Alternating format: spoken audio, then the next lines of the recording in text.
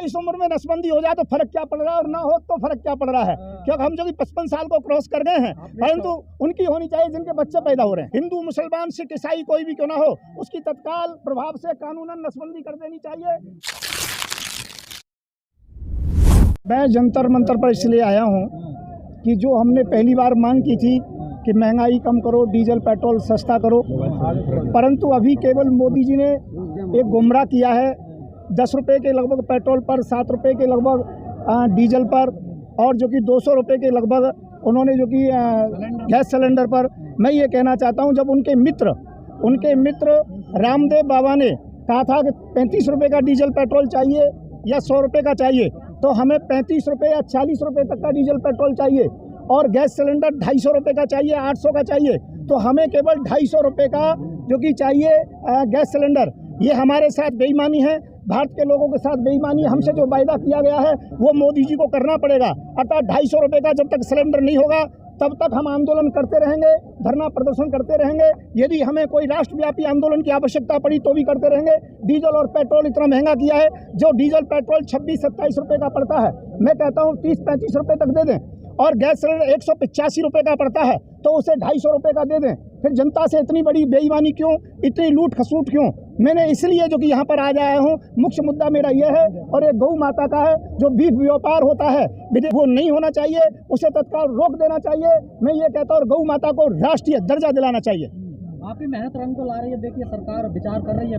देखिए अभी हम संतुष्ट नहीं है, मोदी जी अभी हमें गुमराह कर रहे हैं, मदारी का खेल खेल रहे हैं, लोगों से तालियां बजवा रहे हैं। जिस प्रकार से एक मदारी कम पढ़ा लिखा होता है और पढ़े लिखे लोगों से ताली बजवाता है, और ताली बजवाने के बाद में फिर अपना झोला लेके उठा के चला जाता है, तो इसी प्रकार से मोदी जी और हम एक साथ 3 साल रहे हैं। मुझे पता है हम और वो दोनों ही कम पढ़े लिखे हैं। मैं ये नहीं कहूँगा कि मैं, और वो मदारी की तरह खेल कर रहे हैं, बड़े बड़े लोगों से तालियां बजवा रहे हैं, और 2024 में वो अपना झोला उठा करके चले जाएंगे, ये हमें पक्का पता है। कहाँ जाएंगे? वो सत्ता से दूर हो जाएंगे, जाके अपनी माताजी की सेवा करेंगे, कि माताजी को उनकी आवश्यकता है, बुजुर्ग है उनकी माताजी। आप मदारी कह रहे हैं प्रधानमंत्री जी को भावनाओं को, उसमें कोई दिक्कत नहीं है, कोई भावनाओं को ठेस नहीं पहुंचती है। मोदी जी कभी खुद को चौकीदार कहते हैं, तब क्या ठेस नहीं पहुंचती है? मैंने मदारी कहा है, मदारी तो बहुत अच्छा है। मदारी जाति का अपमान ना करें कि मोदी जी मदारियों का अपमान करके। श्रीलंका में जो स्थिति है उसको कैसे देख रहे हैं? मैं श्रीलंका में स्थिति जो है इस प्रकार से भारत में ना हो, इसीलिए आज मैं जंतर मंतर पर खड़ा हूँ, क्योंकि यदि भारत के अंतर्गत में महंगाई और बेरोजगारी इसी प्रकार से चलती रही तो श्रीलंका की भांति स्थिति भारत की हो जाएगी। सब मुद्दों को छोड़ करके जितने भी नेता हैं, राजनीतिक पार्टियां, महंगाई के विषय में सोचना चाहिए और बेरोजगारी के विषय में सोचना चाहिए, जिससे कि हम देश को बचा सकें। क्यों लंका का हाल बुरा है, अच्छा नहीं है, वहाँ के प्रधानमंत्री को अपना जान बचाना भारी पड़ा है। हम नहीं चाहते कि हमारे प्रधानमंत्री के साथ ऐसा हो। आपने 2 बच्चों के कानून की भी बात करी, नसबंदी करवाने। हाँ, मैं कहता हूँ इस बात के लिए 2 बच्चे से ऊपर तीसरा बच्चा जिसके भी हो, हिंदू मुसलमान सिख ईसाई कोई भी क्यों ना हो, उसकी तत्काल प्रभाव से कानूनन नसबंदी कर देनी चाहिए। उसमें हिंदू और मुसलमान का कोई लेना देना नहीं है। क्यों भारत में जनसंख्या ज्यादा बढ़ती जा रही है, तो कहाँ तक रोजगार दिया जाएगा, कहाँ तक महंगाई कम की जाएगी? जनसंख्या नियंत्रण कानून की बात मोदी जी करते हैं, पर डर की वजह से, सत्ता से दूर होने के जो कि डर की वजह से वो जनसंख्या हिंदुत्व कानून को पास नहीं कर रहे हैं। हाँ जी, आप भी अपनी नसबंदी कराओगे क्या? अब इस आपके विषय में मैं बाद में बात करूंगा, और मैं तो आपके विषय में बात करी है ना। इस उम्र में नसबंदी हो जाए तो फर्क क्या पड़ रहा है, और ना हो तो फर्क क्या पड़ रहा है, क्योंकि हम जो कि 55 साल को क्रॉस कर गए हैं, परंतु उनकी होनी चाहिए जिनके बच्चे पैदा हो रहे हैं। हिंदू संत कह रहे हैं कि कई बच्चे पैदा करो। नहीं, जो कह रहे हैं कई बच्चे पैदा करो, मैं उनका विरोध करता हूं। देश की जनसंख्या नियंत्रण में होनी चाहिए। अब जितनी जनसंख्या उतनी रहनी चाहिए। मैं ये कहता हूं उससे भी कम हो, जोड़ा एक और बच्चा एक ये होना चाहिए। भाई प्रधानमंत्री क्या करें, हर बार 4 गुनी 5 गुनी जनसंख्या बढ़ा देते हैं, कितने रोजगार दिए जाएं? इसलिए मैं नहीं, अल्लाह का कोई मतलब नहीं है इसमें जो कि हमारा जो कि खुद का जो कि वो है, आज हमारे पास बहुत क्रियाएं हैं जिससे कि हम संतान को रोक सकते हैं। नहीं तो सबसे बड़ा यही क्रिया है कि उनकी नसबंदी कर दी जाए। यदि मोदी जी किसी प्रकार से नसबंदी का कानून नहीं लाए तो इसके लिए आमरण अनशन करूंगा और मोदी जी को विवश कर दूंगा इस कानून को लाने के लिए, जो लोगों को गुमराह कर रहे हैं। ये केवल कहते हैं पर डर की वजह से करते नहीं है। जब हमने इनसे बात की तो मीटिंग हुई, उस मीटिंग में ये कहा जिस प्रकार से इंदिरा गांधी की सरकार चली गई थी, हमारी सरकार को भी डाउन करना चाहते हैं। मैं डाउन नहीं करना चाहता मोदी जी, मैं देश की स्थिति को सुधरवाना चाहता हूं। आपका सहयोग कर रहा हूं इस बात के लिए कि देश की स्थिति तभी सुधरेगी जब जनसंख्या नियंत्रण कानून आएगा। हिंदुओं की जनसंख्या लगातार घट रही है, मुसलमानों की आगे बढ़ रही है, मेकअप करने के लिए वही आप बात नहीं नहीं, मेरा कोई विषय हिंदू और मुसलमान का नहीं है। जनसंख्या के मामले में और बहुत से मामले हैं उनमें हिंदू मुसलमान के विषय में मैं स्टेटमेंट देता रहता हूं, परंतु मैं ये कहना चाहता हूं नहीं नहीं नहीं, मुझे कोई डर नहीं है। मुझे इस बात का डर है कि जनसंख्या ज्यादा बढ़ गई तो लंका की तरह हमारे भारत की स्थिति हो जाएगी। हमारे पास खाद्यान्न नहीं रहेगा, हमारे पास रोजगार नहीं रहेगा। वहाँ की भूमि, वहाँ की पोजीशन के अनुसार संख्या ज्यादा है।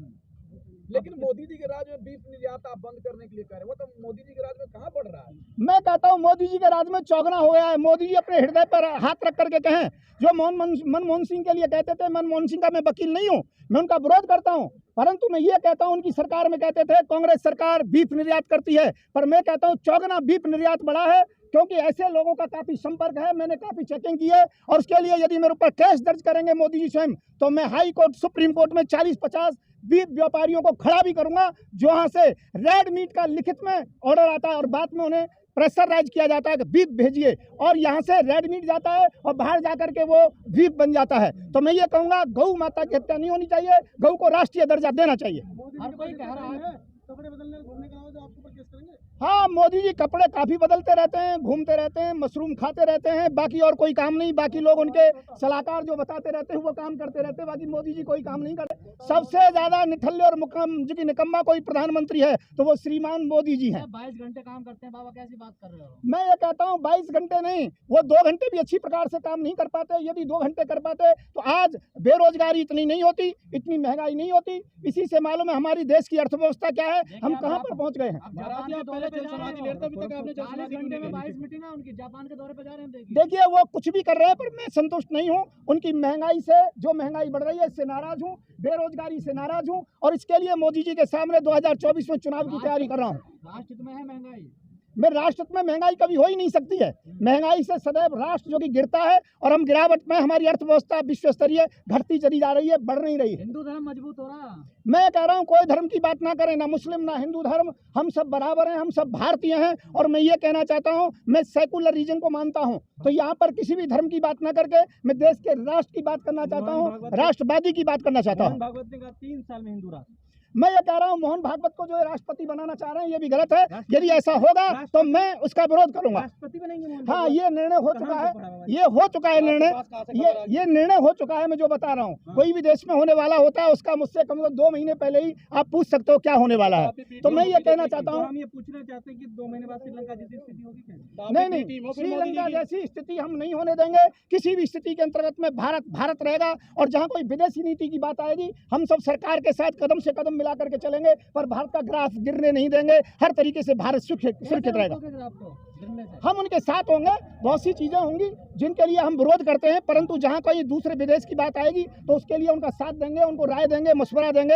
एक समय वो था जब इंदिरा गांधी की सरकार थी, पर विदेश के कुछ नीतियों पर अटल बिहारी वाजपेयी जी को विदेश भेजा था। अंदरूनी हम में कोई वैमनस्यता आपस में नहीं है, केवल राजनीतिक वैमनस्यता है, उसके लिए हम करते हैं। ज्ञान व्यापी मस्जिद में जो शिवलिंग निकला है, जो कहने बारे में क्या होगा, उसके बारे में क्या? देखिए ये विषय अब नहीं है कि ये तो सुप्रीम कोर्ट का विषय है, कोर्ट का विषय है। मैं क्या कह रहा हूँ, कोर्ट का विषय है। जो भी कोर्ट निर्णय करेगा उसे पूरा भारतीयों को स्वीकार करना चाहिए, हिंदू मुस्लिम सिख ईसाइयों को। इसलिए ज्ञान व्यापी के विषय में हम कोई चर्चा ना करके हम इतना ही कहेंगे। गुब्बारे की तरफ या शिवलिंग की तरफ? मैं कह रहा हूँ मैं कोर्ट की तरफ हूँ, मैं राष्ट्र की तरफ हूँ, मैं संविधान की तरफ हूँ। संविधान तो 1991 का कानून वर्षिप एक्ट बता रहा है कि 15 अगस्त 1947 से जो जहाँ रहेगा वही रहेगा।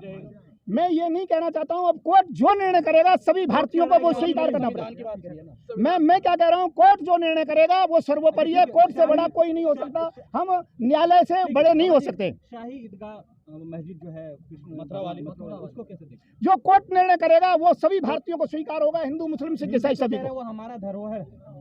जब इस विषय में स्टेटमेंट जब दूंगा, जिस समय निर्णय आ जाएगा उसके बाद मैं देखता हूँ। नहीं, मैंने बताया आपको, जब मैं इसका विषय में बताऊंगा कि जिस समय निर्णय आ जाएगा। बाकी अब मैं सभी भारतवासियों से यही कहूंगा, जितने भी देशवासी हमें देख रहे हैं, कि कोर्ट के निर्णय का इंतजार कीजिए।